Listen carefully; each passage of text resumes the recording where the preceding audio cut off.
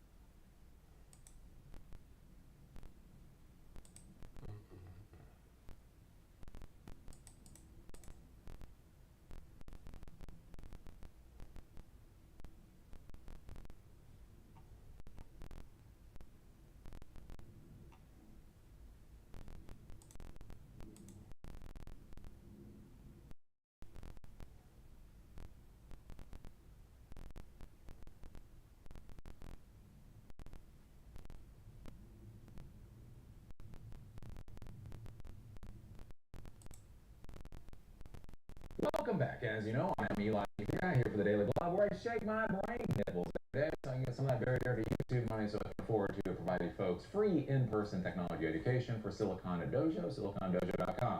We do classes in Durham, North Carolina. We're doing a class on AI and SQL next week. We're doing a class on AI and web scraping coming up on November 19th. There are going to be more.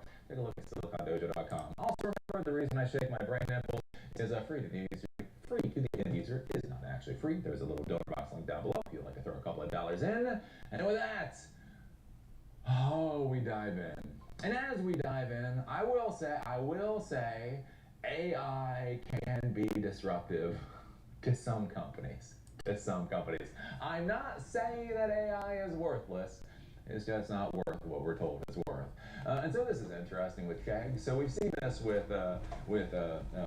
Stack Overflow. So Stack Overflow has been decimated over the past couple of years because there's no reason to go back to Stack Overflow anymore. If you're not a coder, you may not know Stack Overflow. Stack Overflow was, I don't know what the fuck it was, Quora? Anyways, it was like a question and answer platform for coders. Basically, you go there, you ask a question, and then everybody treats you like a piece of shit. And maybe in their insult, there's actually an answer to what you're looking for. But anyways, Stack Overflow was like the best of god-awful solutions for coders looking to figure out how to solve their problems. And one of the things that I will say is with LLMs, there's just no reason to go to Stack Overflow anymore. Again, I do pay ChatGPT $20 a month so they can create those fancy little featured images that you see, those thumbnails that you see, and when I have coding problems, and I gotta say at this point in time, there is literally no reason to ever deal with Stack Overflow again. Whatever my questions about the business viability of AI is, I can tell you the viability of Stack Overflow is basically about nil at this point. So there are some companies that are going to be completely destroyed with artificial intelligence. And so that's the interesting thing with Chegg.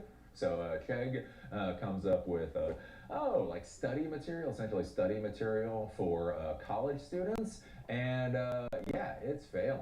It went from being a $12 billion business to now it is cutting 45% of staff, right? Chegg replaces CEO and cuts 45% of staff as AI decimates its one-time $12 billion business. And this is the other thing to be thinking about in the technology world and the business world. Sometimes things come in and they just change the entire game, right? If you're a taxi driver, I used to talk to old school taxi drivers, right? At one time, a taxi medallion was worth hundreds of thousands of dollars, right? I was talking to a taxi driver when I was up in Boston years ago. He'd been a taxi driver since he had come to the United States, and basically he had put his 3 kids through Ivy League schools, basically off of driving a taxi, right? He was saying back in like the 90s or something, these medallions had come up on the market. So like in Boston, there's only a certain number of these taxi medallions. These medallions had come on the market for like $40,000 a piece. He had begged friends and family and everybody else for money so they could buy like 3 of these medallions. And apparently, until Uber came in, like that asset alone for him was worth something like $2 million, right? And then Uber comes in, and all of a sudden medallions just aren't worth so much money anymore. It's not necessarily because you technically did the wrong thing. It's not that type of thing. It's just the world changes. Again, the macro forces of the world change. You look at companies like Blockbuster, right? Blockbuster was doing great all the way until Netflix came in and just absolutely and utterly destroyed Blockbuster, right?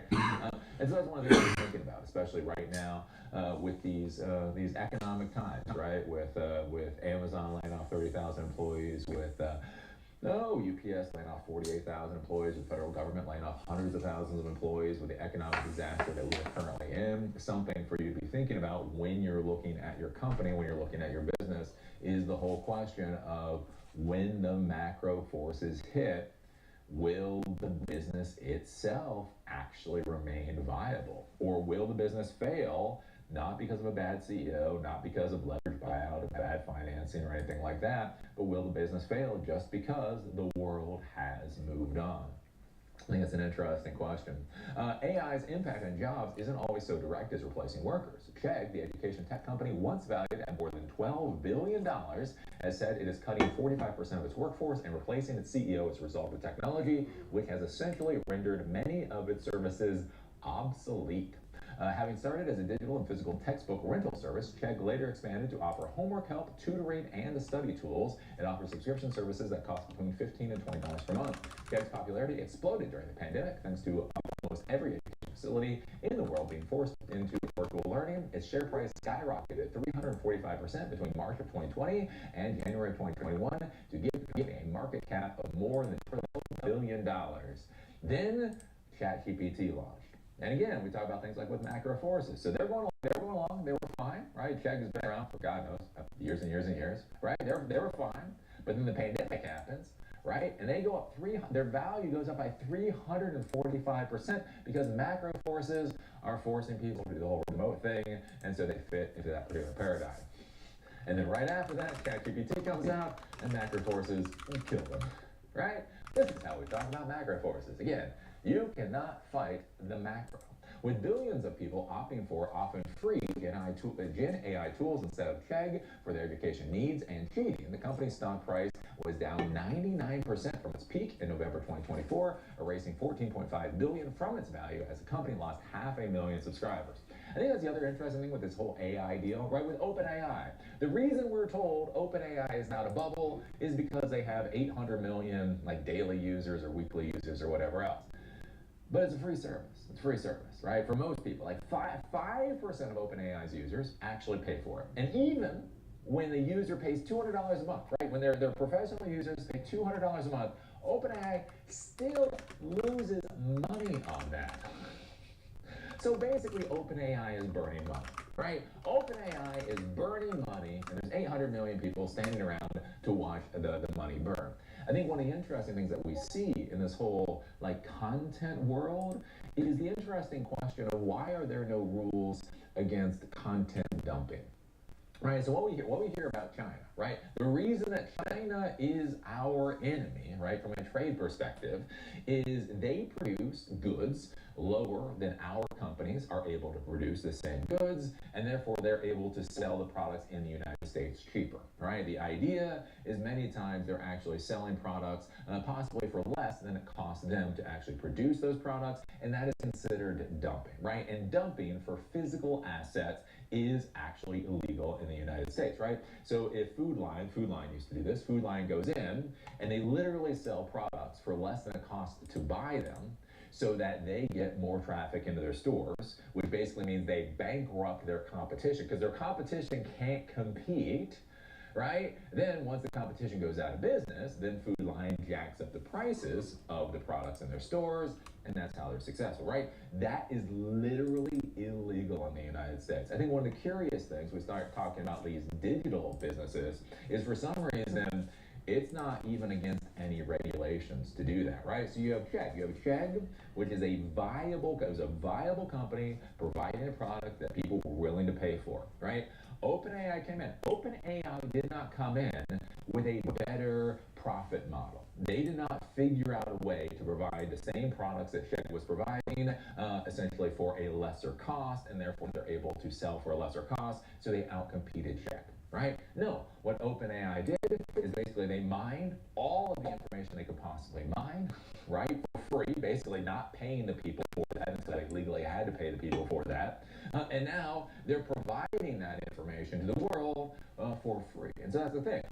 How can other companies compete against these tech Goliaths that literally are just burning money to get users, right? Again, this is where I talk about just the syphilitic garbage going on in Silicon Valley. The fact, right, that these insane, perverted bastards literally do not care that they're destroying the foundation just so they can get a little bit of extra blood money, right? But as I say, it's also the truth.